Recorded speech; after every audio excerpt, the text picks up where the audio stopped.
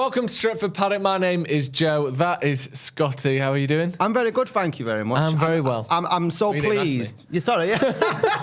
I assumed you'd ask me back. Jedi, you know, the way we talk. But I'm very happy that Jay Motti is having an haircut today, so you've had to stand in. He's getting his back done, finally. Yes. The elusive hairy back. This is Round Our Way, usually hosted by Jay Motti. But there's no Jay Motti here today. No. He'll be back later, but he's not here right now, and that's really I did like the tangents loss. that we went down though last time, because last time we were talking about the man we're going to talk about again today. Ronaldo. And you put out the question, do you think that Ronaldo would be the first footballer who could have bionic limbs? Bionic parts. Yeah, and I still think he could. Today we're going to be talking about Cristiano Ronaldo. Should Manchester United sell him in January? It looks as though Ten Hag wants to. Loads of rumours about different strikers that United are supposedly interested in January. We've got Victor Osimhen, Tammy Abraham, Schick. We've got all sorts, Ivan Toney, loads of people that United are supposedly linked with. So we'll go through some of that. Get your comments in, get your questions in as well. Don't have to be about Ronaldo, it can be about absolutely anything in the spirit of this show. But let's start with Ronaldo. Let's just crack on.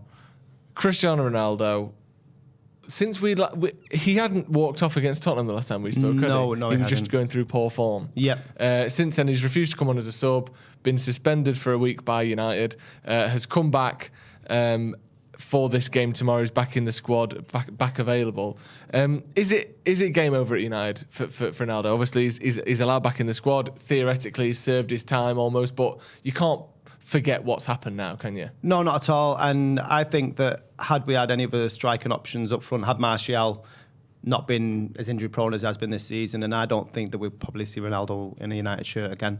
I think it's going to be. I think I'll expect him to play tomorrow, but I think it's very much a needs must. But I just can't see. It's done by the end of the season. If they can cash in by January, then that's the best thing for both parties. Yeah. Do you think there was some rumours that it might be like even just a sort of free transfer where, because he's got on so much money and he's only got 6 months left on his deal, that just have him and, you know, anything to get him off the books kind of thing? Would you be up for that? It's not my money, is it? And I don't think what we're doing, we weren't going to sell him for more than 10 million. What did we sign him for in the end? I think 12 million. 12 million. So we're not going to make any money on him, I don't think. And I just think for the disruption that it might bring to the dressing room, that seems to, from my point of view, looks like it's becoming more and more of a unit. Because of the Ronaldo situation. I think we'll talk about it in a minute, but the Ten Hag, how he's dealt with it, I think it's played perfectly into the new manager's hands, really, because you want like camaraderie in the changing rooms, and then you look at the Casemiro sweet header against Chelsea and the reaction afterwards, and it just feels like, I know people will say under Solskjaer there was a real team spirit and stuff, but I wasn't having any of that. It just seemed like it's a bit like Butlins, but now it just seems like everyone's on the pitch that wants to fight for one another. And if Ronaldo in any shape or form is going to be detrimental to that, then why would you want him, really? He's not on form, is he, really? No. So it's like, what's the point of his positives? He's made it easy for Ten Hag almost, hasn't he, by being poor. Like, if this was Ronaldo 3 or 4 years ago, he'd be in a really difficult position here, Ten Hag, where it's like, this is a 45 goal a season player or whatever he was back then. But he's taking the piss. So do I drop him and lose all these goals, or do I keep him playing and undermine my own authority?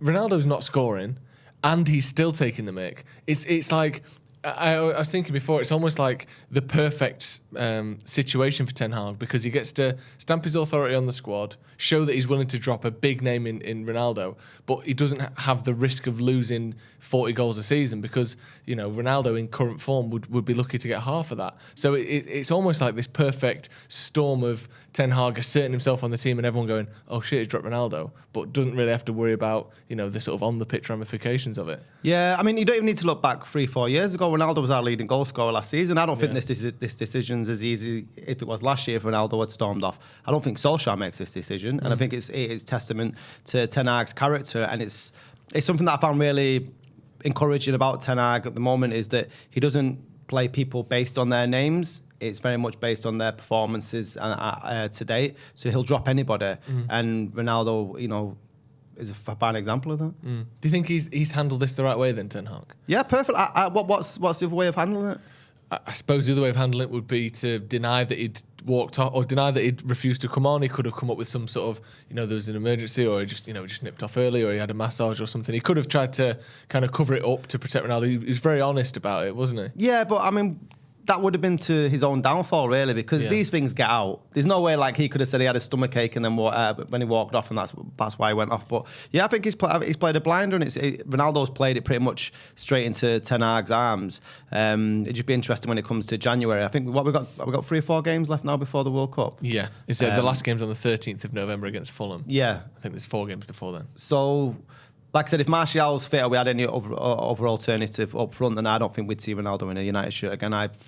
If there are clubs out there that would take him, I fully expect him to go in January, which would be the best for all involved. Yeah. Speaking of Martial, he's still injured. His injuries this season are mad, aren't they? Like, what is it? The season started on the 6th of August. I think he got injured the week before that. So, what's that? Just under 3 months now, or 2 months and 3 weeks. And he's been injured for all but 125 minutes of the season. I know that he's had injuries in the past, but that is worse and unexpected than, worse than before and completely unexpected that in it, to be out that much. Yeah, and it's really concerning as well, 'cause sometimes when people have repeatedly injured or having time off, it's usually for the same injury, but it's not. It just seems to be different injuries. And I've been a huge critic of Martial over his time at Old Trafford, really. This year was probably the most positive. I was looking for him to come into this season, and I really feel for the lad, to be honest, because I think when he has played, it was 120 minutes. You look at the goals he scored and stuff, and like he does seem to be, embracing what Ten Hag wants United to do and would fit into the system better than a Ronaldo would. But I just, again, with the Ronaldo situation, how long do you keep with Martial? I don't know, because he's had basically 2 years off, hasn't he? Where I think he got 4 league goals the season before last, and I think 2 last year, something like that. So in terms of being a goal scorer, we've not had him or been able to rely on him for 2 and a bit years now. It's just frustrating because when he's played, he's looked so good. He's held the ball up better than Ronaldo. He's held it up far better than Rashford. He's more of a striker. He's more of a poacher. Like, can't remember who was against the goal that he scored, but the rebound, and he's just tapped it in because his positioning is good for a striker, and it's something he's worked on and improved on a lot. But it's difficult to rule him out because he's been very promising in pre-season and then this season. But yeah, I don't know. You can't keep thinking that this guy's going to come good when he's just injured all the time. But I don't know. We're in a similar situation with Varane almost at the back, aren't we? Where how good he can be. Varane obviously to a greater extent than Martial, but he's injured again until, what will amount to the 27th of December now for United. Are you worried about Varane?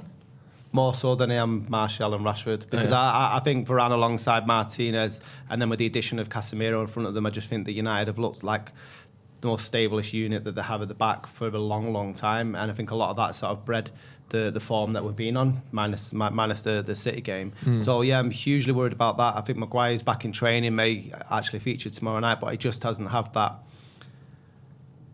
poise, or calmness on the ball and the ability to read the games and stuff else. Maguire just seems very much a throwback to 1990s football. I'm not like trying to say that as a diss towards the Gary Pallister, the Steve Bruces of this day, but he's very much like thump it out and run forward, whereas Varane reads the game and stuff, and just a partnership alongside Martinez. So I think that not only have we got a concern now with scoring goals, I think what might happen is it's going to creep in where we might start conceding more goals. Do you think that they might actually play Lindelof instead of Maguire next to Martinez? Because they've actually played together a few times and done all right. Yeah, I think Lindelof's a better footballer than Harry Maguire. Do you not? I think when we saw that spell, what was it, 1920 season, where we got to the Europa League final, or 2021, whichever one it was. Anyway, that season, the Europa League final season, and they were both playing next to each other week in, week out, and I thought they were both playing probably the best they've played for United. I thought that Maguire was the better of the two. Yeah. Last season, I think Lindelof was better.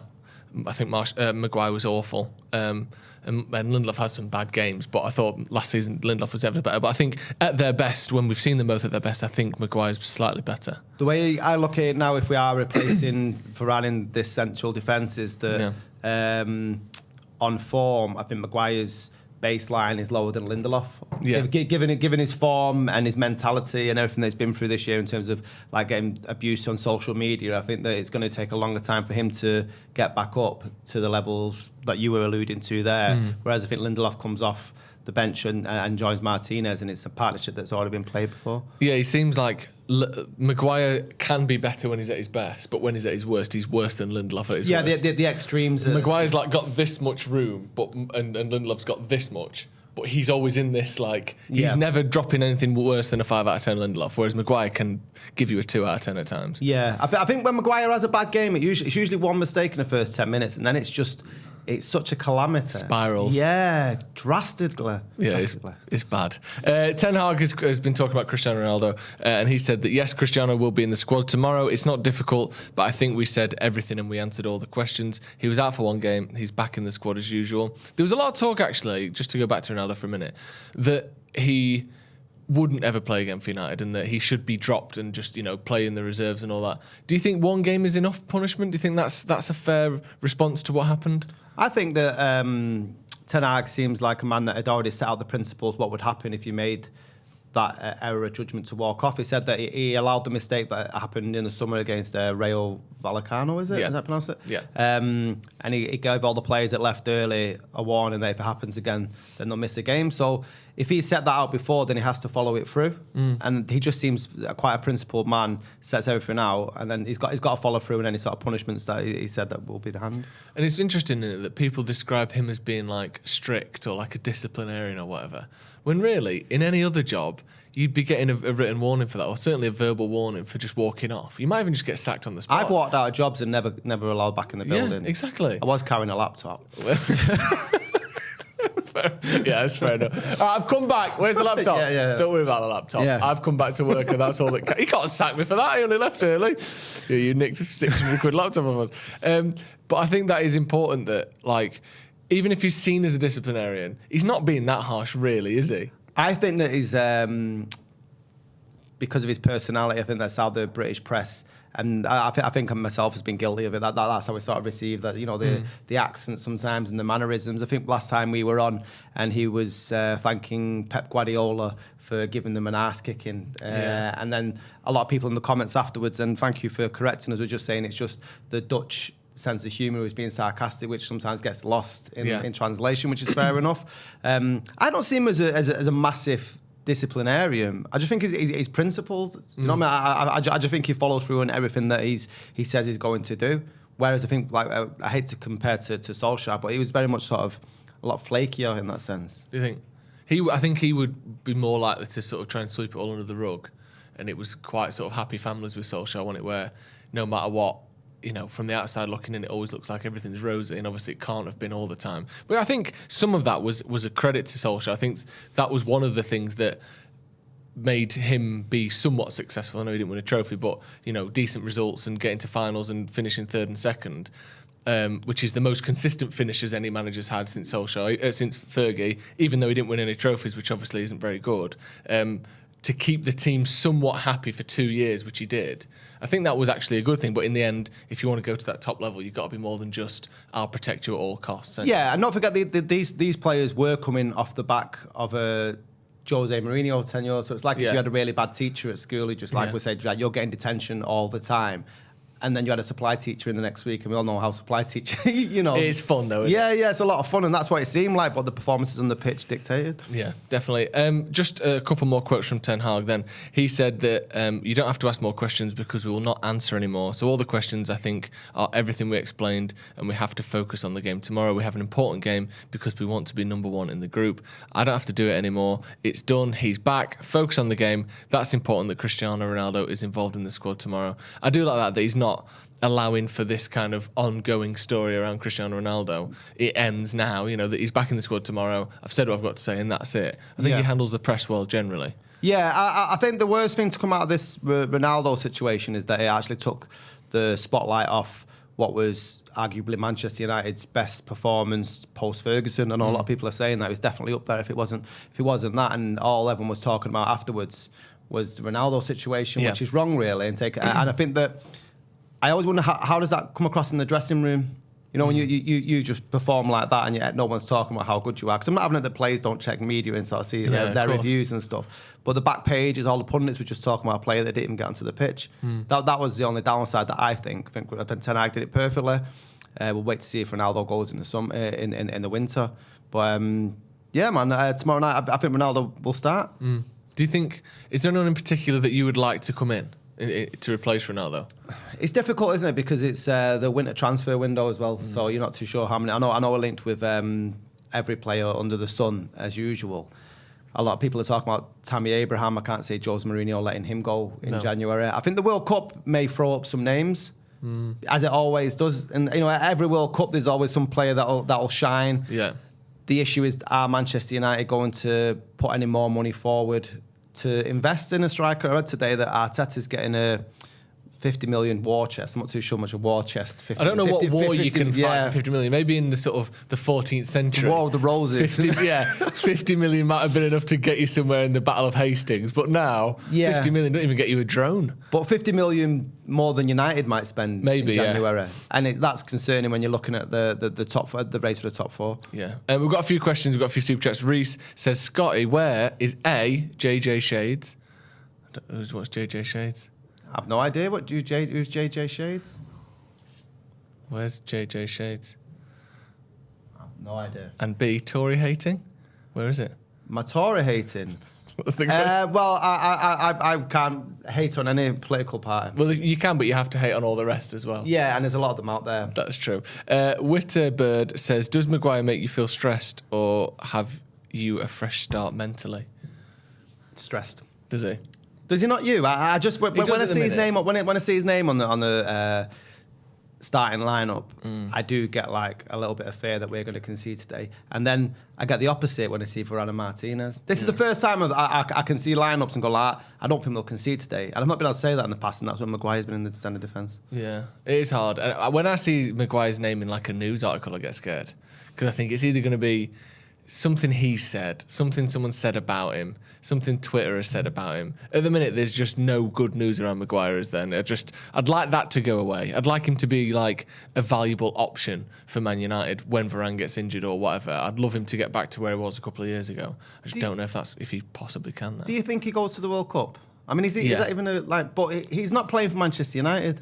Yeah, but you can blame some of that on injury now. He hasn't played for a month because he's been injured. Oh, right, okay. So, what is it, 2 weeks to the World Cup? Yeah. I doubt Southgate's going to change his mind now. I'd be very shocked if he dropped him because he brought Tomori in and then didn't play him, didn't he?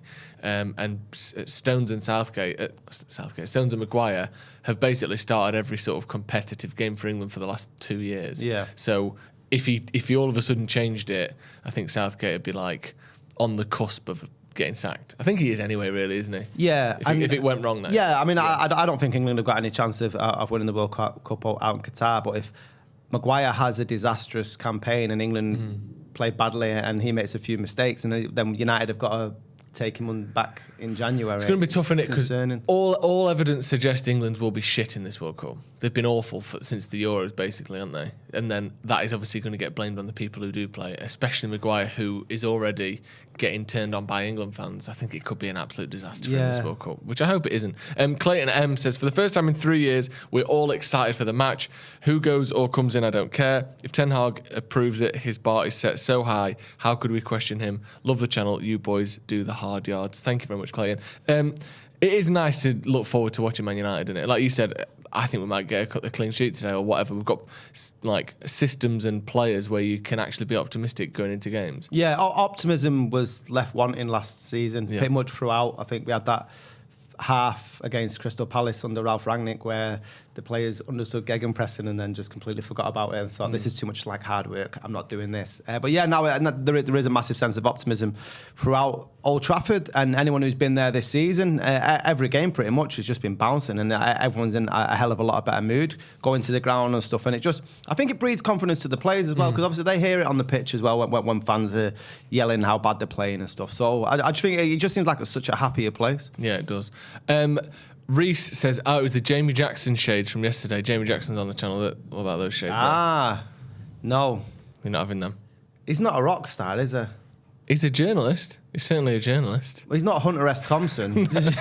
No, maybe. No. Christopher Matthews, who's been a member for 9 months, says, which former United striker would you put up top with Rashford and Anthony to get some goals in our system? Rooney, Van Persie, Rude, Cantona, maybe? In that system? Yeah. I'd have Ruud van Nistelrooy. Yeah. Just as I think we'd absolutely love a poacher up front and gets the assist of like Eriksen and Bruno and stuff like that. Yeah. And as much as I love Rooney, I think Ruud was always my favourite. Number 9. Yeah. So Ruud. Who about you? Van Nistelrooy, yeah. He was my favourite player growing up. he was so good. He just came in and scored every week, didn't he? Yeah. He was just unbelievable. The best finisher I've seen at Man United in my lifetime. I think he's the best finisher that the Premier League's ever seen. Yeah. Someone keeps going about this lad at City that's injury prone, but I'm not too keen on him. But No. yeah, I think Van Nistelrooy is by far the greatest striker in the Premier League scene. Yeah, me too. I would have to agree with that. Right, I think that'll do us today. Yeah, okay. Yeah, well, we should be back next week, either with Joe, hopefully with Joe, maybe Jay. Jay, I mean, if he turns up, see, that's the question, isn't it? Jay Flaky Motty at the moment. And that's not talking about his dandruff. Can you still get dandruff if you ain't got any hair? On his back. Oh, yeah, of course Back I can. dandruff. Yeah. Thank you for coming in, Scotty. Thank you for joining us at home. We'll be back tonight at 9:30 p.m. Me and Jay will be going over all of the latest transfer rumours. Florian Plettenberg has come out and revealed Manchester United's winter transfer list. So it's all getting revealed tonight. It's all getting revealed. Actually, before we go, okay, you went to jiu-jitsu the other day, did you? I did go to jiu-jitsu. How did that go? I tell you what, I didn't expect to enjoy it as much as I did. Yeah. We had a chat off air, and you were saying like, it's good for mental health and stuff. Yeah. And like, if you're going for a load of shit, everything just goes out the window when someone's trying to stop the blood pressure to your head. Do you know what I mean? Yeah. Like, I don't know if it's the lack of oxygen or just you concentrate on something else. But either way, yeah, you're in the moment, aren't you? Everything else goes out the window when someone's trying to strangle you. But I walked in and the guy said, "Don't worry, we're not going to do any grappling today. It'll just be like mat training." And then 10 minutes later, I've got some meathead from Clayton grappling with me. Yeah, I'm that like, was a lie. Yeah. It felt a bit. I enjoyed it well more than I expected. Yeah, you're gonna go again? Yeah, definitely. Oh no, it's good stuff. I'm not particularly an expert. I went 3 times, then was told by my doctor I couldn't go anymore. So I'm hardly an expert, but I'm glad you enjoyed it. I wondered whether it had been a successful session. Yeah, definitely has. Did you get strangled? I did, and I had bruises all over my arms. Yeah, I did as well. I was like, have you seen Train Spotting? Yeah. No, honestly, I swear to God. I heard you go to turn up at the BBC. I was like, is everything okay? Yeah. I know you go for a hard time, Dave, but we can talk. We could talk. Right, that's going to be all from us. Hit subscribe to the channel if you haven't already, and check out the memberships as well. The link to those is in the description. Extra content, discount on merch, all of that good stuff as well. Thank you very much for joining us. We'll see you in a bit.